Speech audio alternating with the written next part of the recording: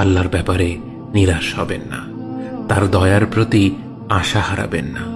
যখন কোনো বান্দার জন্য দুনিয়া সংকীর্ণ হয়ে আসে, বিশেষ করে যখন আপনাকে মানুষ পরিত্যাগ করে, এবং বিশেষ করে এমন কেউ যার উপর আপনি আস্থা রাখতেন কিন্তু সে আপনাকে নিরাশ করেছে, আপনি আল্লাহর পরে তার উপরে আশা রাখতেন অথচ সে আপনাকে লাঞ্ছিত করেছে, সেই সময় জেনে রাখবেন যে আল্লাহ চাচ্ছেন আপনি তার শরণাপন্ন হন।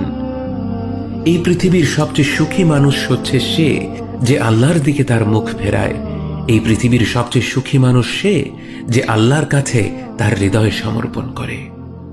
মনে রাখবেন যে আপনার একজন মালিক রয়েছেন যিনি আপনার প্রতি আপনার নিজের নফসের থেকেও দয়াবান, যিনি আপনাকে ভালোবাসেন এবং ভালোবাসেন যে আপনি তার কাছেই আশ্রয়ের জন্য ছুটে যান আর তাকেই আপনার দোয়ায় ডাকেন। জেনে রাখবেন